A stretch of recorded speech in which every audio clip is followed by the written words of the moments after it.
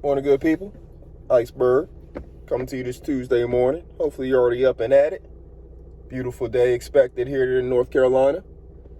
So hopefully you have a beautiful day expected where you are. You're going to get something productive done today. As you know, I'm about to be headed into work.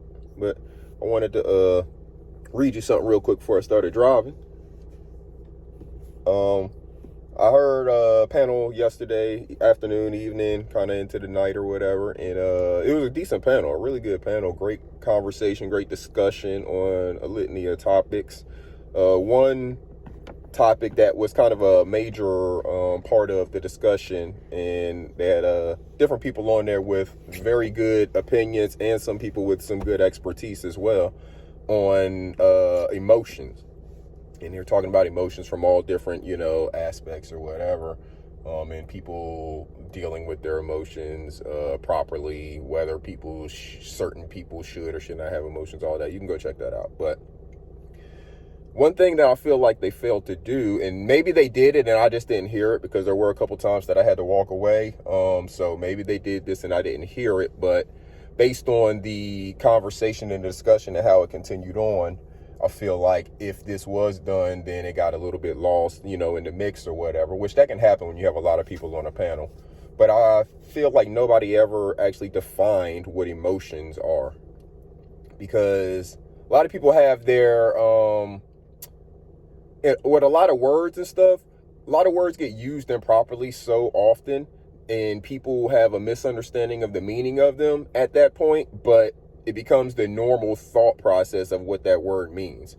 So I want to read the definition of the word emotion, and then I'll tell you what I feel or what I think about this subject. So from Webster's Dictionary, I don't know if you can see it, Webster's Dictionary, emotion, a conscious mental reaction such as anger or fear, subjectively experienced as strong feeling, usually directed toward a specific object and typically accompanied by physiological and behavioral changes in the body.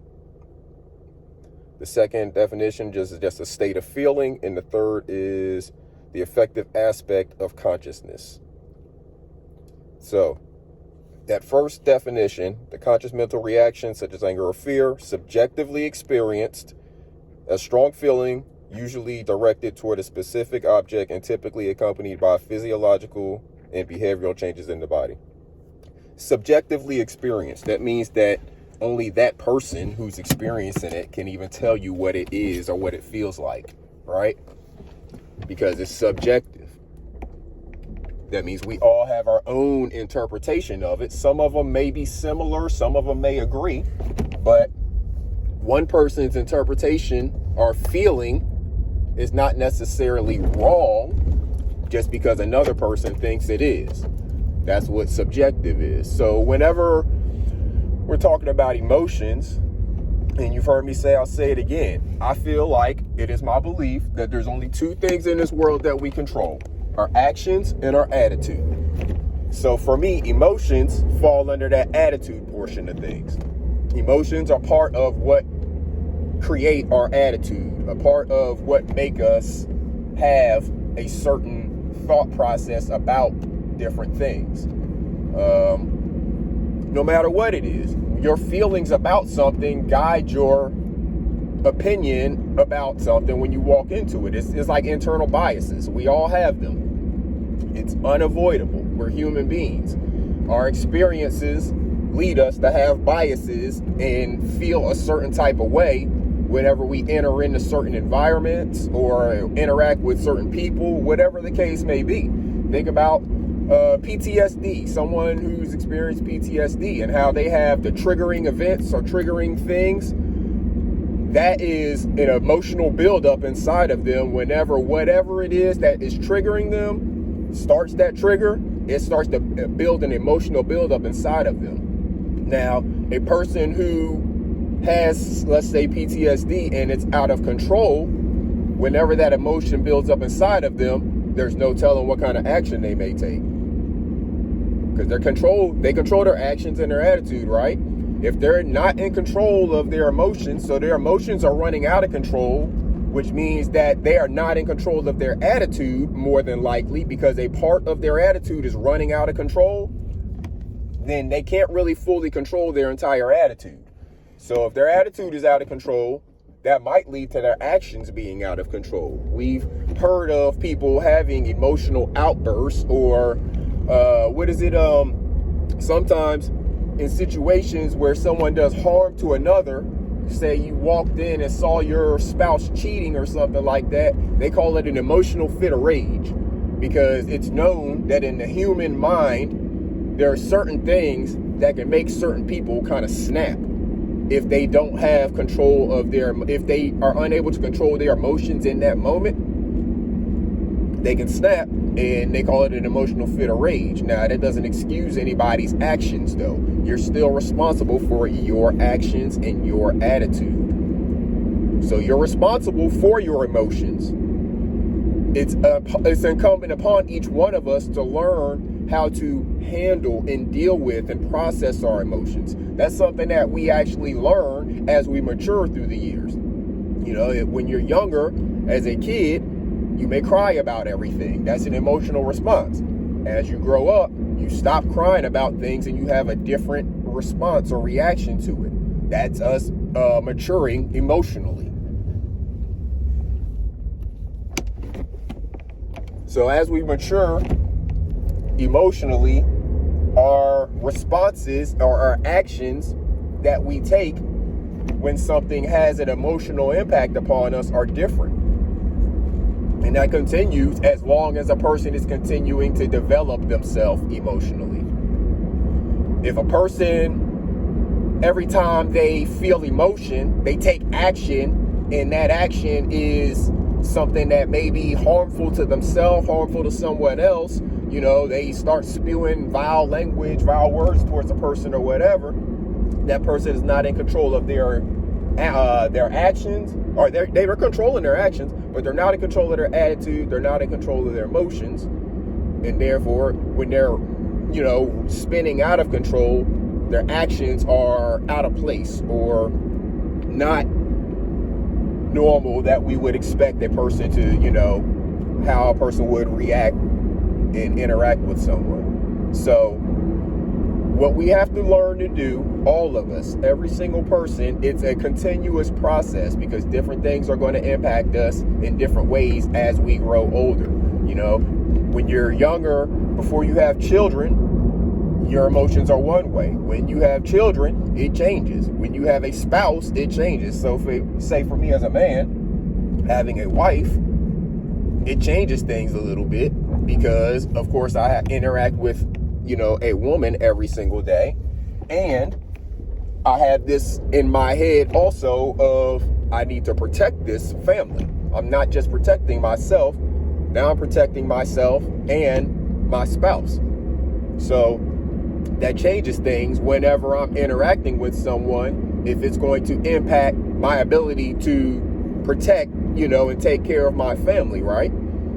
But it is still incumbent upon me to remember that I have that family that I have to take care of. So let's say someone is trying to do something that is threatening to take money out of my pockets, right? There's a couple ways I can respond. I could go at them, try to take their head off, but that's going to take me away from my family. So I have to figure out a different way to go about that. You know, maybe I have to walk away in this moment, and then I'll come back and find ways to recoup that later. You know, there's a whole bunch of things that will cause a person to have an emotional response if they're not in full control of their emotions. So what I want to say, or what I'm trying to say, is we have to make sure that we are sticking to what these words' real meaning are. We're explaining and understanding what these things really mean, not just what a person thinks they mean, but what is the real and true meaning of these words. Because we throw words around, we throw opinions around with those words, and then we sometimes speak those opinions as fact, when they are far from fact, because they're off base with the definition of the root word that we're talking about. So make sure everyone is taking a self-inventory. You cannot control anyone else's emotions.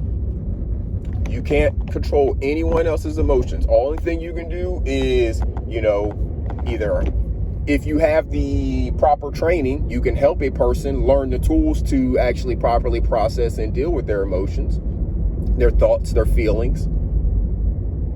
Or you have to disengage if you're not a person that's properly trained. Because emotions, again, make people who are not in control of their emotions and not in control of their attitude do rash things at times. So staying engaged with a person that's going to react or respond out of emotion is only going to be detrimental to basically all involved.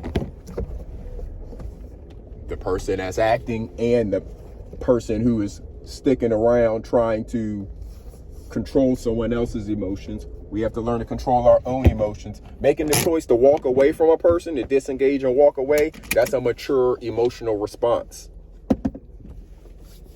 That's actually a mature emotional response, to decide to disengage and walk away from a person who is responding towards you with a whole bunch of emotion. If the person starts yelling, getting all up in your face and whatever, you can put your hands on them. You can yell back. Putting your hands on them, that's going to get you a charge. Yelling back is going to get you some attention from everybody around and maybe a charge. Or you can disengage and walk away. I'm not saying you got to turn your back on the person. I'm saying you can disengage and walk away from the situation. The person keeps coming at you. Okay, if you're in a public place, then people are going to see who is the aggressor here. And you just be a good, upstanding citizen and get the proper authorities involved if necessary. Because again, an emotional response is what gets us in trouble. We control our own actions and our own attitude. Let's make sure that we're understanding the meaning of the words that we're talking about. Make sure we actually fully understand the concept, and that we have to, in some of these situations, we have to let go of our own internal biases or thoughts, or not thoughts, but if we have a misunderstanding, I guess, of what something means, you can't hold on to that misunderstanding so hard that you are unwilling to see the true understanding. Let's say that. So this is Iceberg. I'm about to get out of here, go get this work day done. Make sure that you are taking inventory and staying in control of your own actions and attitude, because you're responsible for both of them. Whether you let them run out of control or whether you keep them in control, you are responsible for both of them. So make sure you take inventory of them and you act like you're responsible for them. This Iceberg. Salute.